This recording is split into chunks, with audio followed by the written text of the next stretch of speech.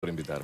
Bien, bueno, algo veníamos hablando ya con Mariana, Sí. que decíamos eso, lo dejamos para Richard, y tiene que ver también con los discursos en el día de ayer y esos cambios en los dos lados, ¿no? Un Daniel Martínez que venía muy enojado, que en el día, además en la recorrida, tuvo una discusión con un periodista, con un compañero nuestro, con Nacho Romero.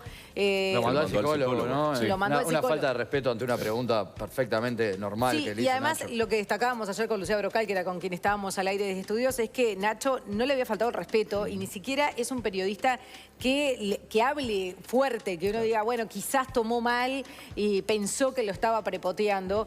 Nacho en realidad lo que le había preguntado era si había cambiado la estrategia, qué se debía, si había más optimismo que en la mañana, porque habían dicho que como en la pasada no había salido recorrida, en esta habían dicho que tampoco y de repente salió a la calle a buscar militantes. Él se enojó y lo mandó al psicólogo. Y en la noche parecía otro Daniel Martínez. Era otro. A ver, cuando uno ve los dos discursos, uno está viendo dos situaciones diferentes, ¿no? Pero a mí me gustaría contextualizar y no pensar solo en lo que pasó ayer de noche, sino cómo lo que pasó ayer de noche en estos dos discursos muestra un poco lo que fue el proceso y el contexto de la campaña, ¿no? Entonces, por un lado tenemos a Lacalle Pou, que siempre fue como muy medido y muy controlado. Es decir, los que trabajamos en esto, y seguramente que Mariana Pomi estaría de acuerdo, definimos la campaña de Lacalle Pou como de manual. Es decir, hizo todo lo que había que hacer, cuándo había que hacerlo, de la manera que había que hacerlo. Y a veces era un poco difícil, porque una cosa es manejar la campaña propia y otra cosa es poder, digamos, los otros también juegan. Exactamente. Entonces, ¿cómo hago con la campaña de los otros, que no en primera instancia eran posibles aliados y después eran aliados? Y como vimos en la última semana, hay uno en particular, uno de estos socios, que no... ustedes lo decían hoy temprano, que se ¿no? salió del libreto. Claro, se salió el libreto porque tal vez hay inexperiencia, tal vez hay una mirada diferente de ejercicio de la política que no entra demasiado en sintonía con la de los demás miembros de la Y coalición. además fue en Claro, y que no escalada, viene de la ¿no? Porque política lo que fue pasa. un diputado primero, después fue el candidato a vicepresidente y al final el propio video de Manini. Entonces, Claro, como y además ahí hay un punto interesante, es decir, todos estos, digamos, pequeños resbalones, de alguna manera validaban los fantasmas que el Frente Amplio había anunciado que se venían. Y los con reafirmaba. Ríos. Exactamente, entonces, eso es complejo. ¿Por qué? Porque la sensación, más allá, digamos, de lo que haga o no haga Manini Ríos o Cabildo Abierto, la sensación es que Lacalle Pou tal vez no puede controlar a este aliado.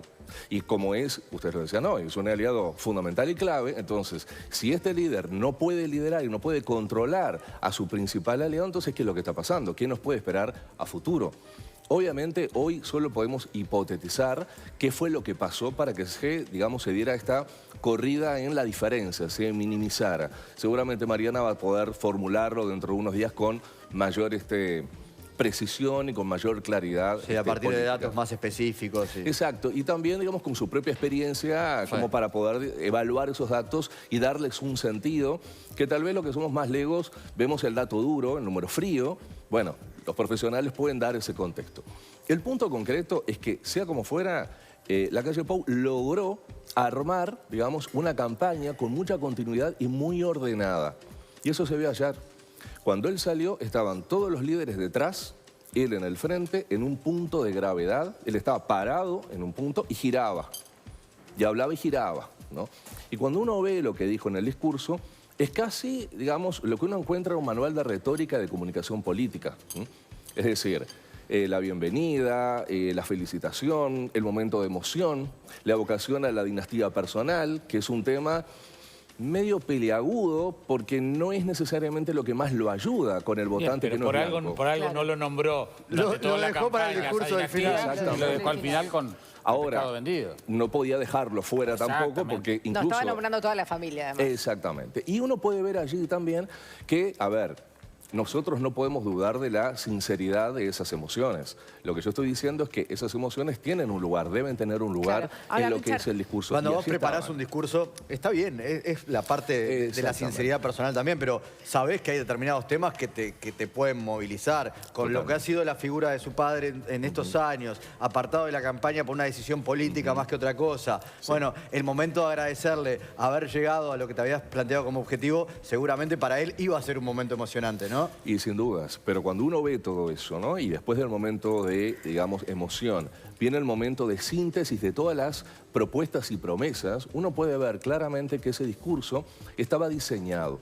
Y esto no es malo ni es bueno, es decir... Es lo que es. Claro, a ver, es parte de la responsabilidad de un político diseñar su comunicación política y armar sus discursos de acuerdo, digamos, a lo que está prometiendo. Es una cuestión de coherencia y de profesión. Esto es parte de la profesión política porque a veces nos olvidamos que esto es una profesión.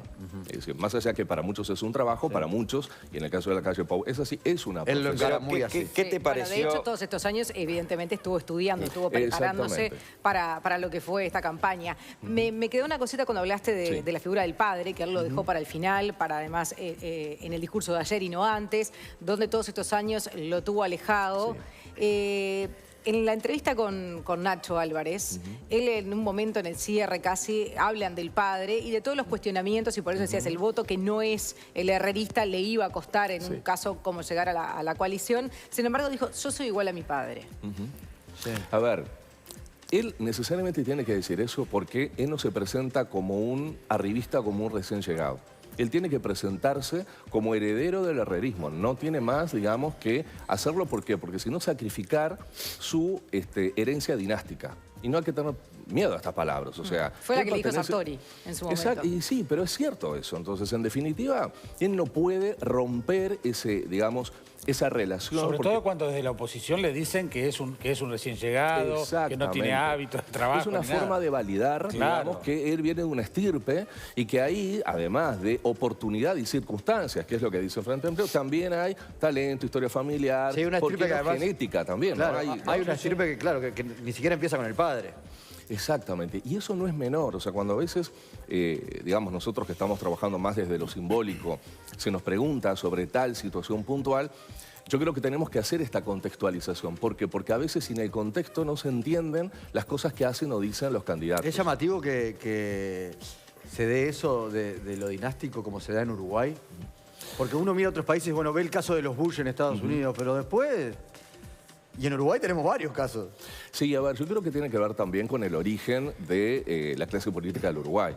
Entonces, en definitiva, el siglo XX fue atravesado por varias dinastías. Algunas llegaron a la presidencia, otras no.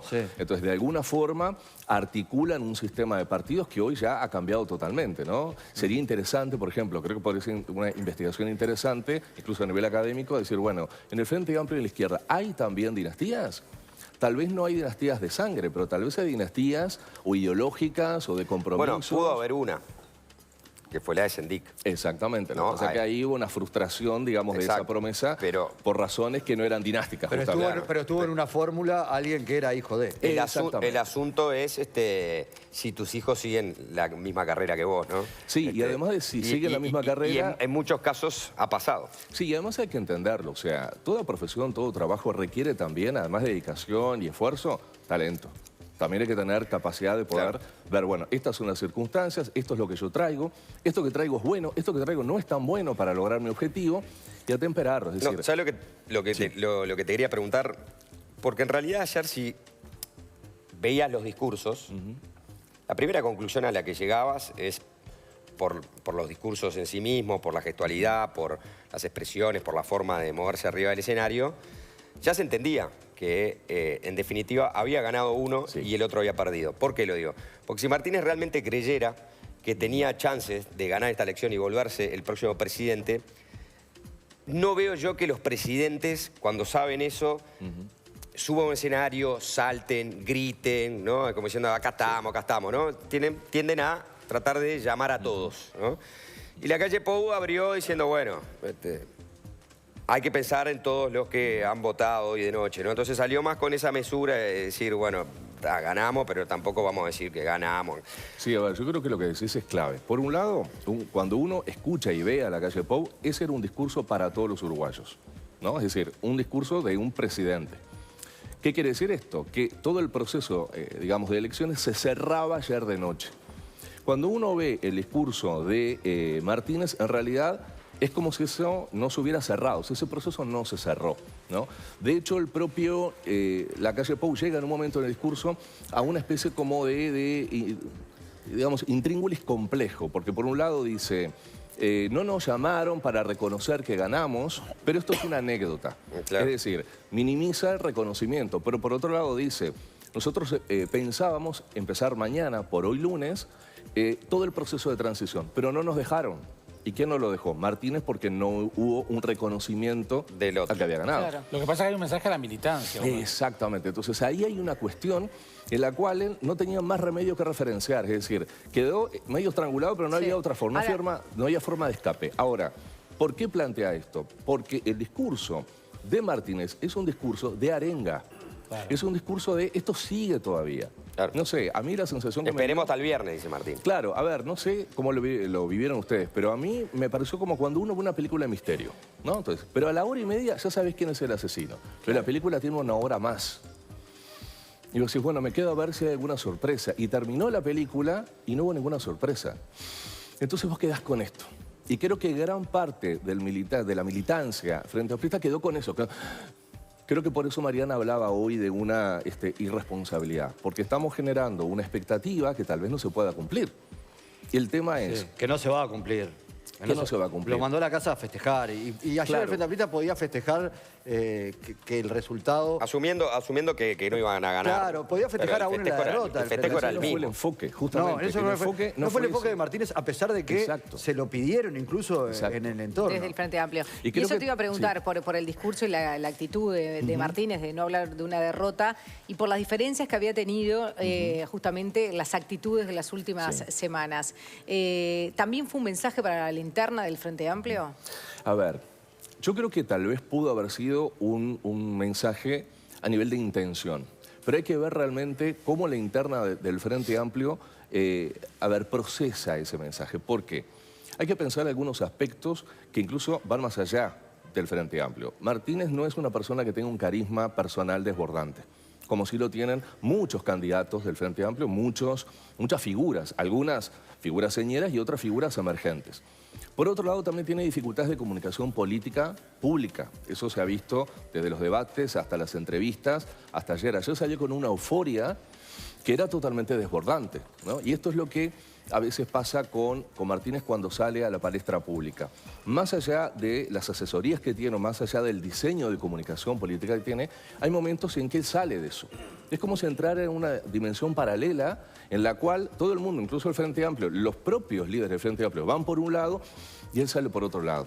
Bueno, y hay las emociones, ¿no? Porque las emociones, porque Martínez cuando está enojado lo transmite de una manera, como vimos ayer, y cuando está contento, eufórico, también deja que esas emociones le permeen el discurso. A mí en función de eso. Lo que me llamó la atención con respecto a eso es que cuando tiene el incidente con Nacho, ¿no? Con nuestro compañero de Telemundo, él inmediatamente, después lo del psicólogo, dice, acordate de una cosa, yo soy un político diferente, yo no soy como los demás, no soy tradicional. Pero ahí insistió, dijo, esos están en la oposición y algunos en el Frente Amplio. Claro, pero como reafirmando, yo no soy como todos, entonces, como con una necesidad... Que hay un problema de destinatario. ¿Por qué? Porque la ciudadanía uruguaya somos tradicionales.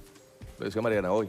Entonces, una cuestión es que yo dejé, digamos, permear mi discurso, mi presencia pública de la emoción. Claro, y otra cosa es que aparezca dominado por la emoción, Mujica que es otra cuestión. No sería un político tradicional. No, pero ¿qué pasa? Lo que tiene Mujica es un enorme carisma. Entonces, hasta las personas que tienen una diferencia ideológica visceral, ¿no? Se quedan escuchándolo. Algunos se ríen, otros se enojan, pero es una figura que nunca pasa desapercibida. Entonces, ese es un capital para quien ejerce una profesión que tiene que ver con la comunicación pública. Y hay un elemento fundamental.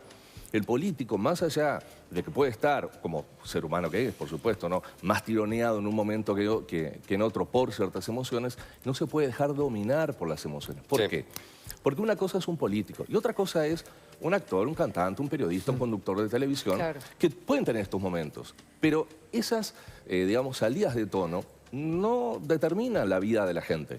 En cambio, un político sí. Entonces, el uruguayo necesita que sus líderes sean líderes en control. Sí, que sean sensibles, tal vez que tengan su propio estilo, tengan su individualidad, pero que no se dejen dominar por las emociones.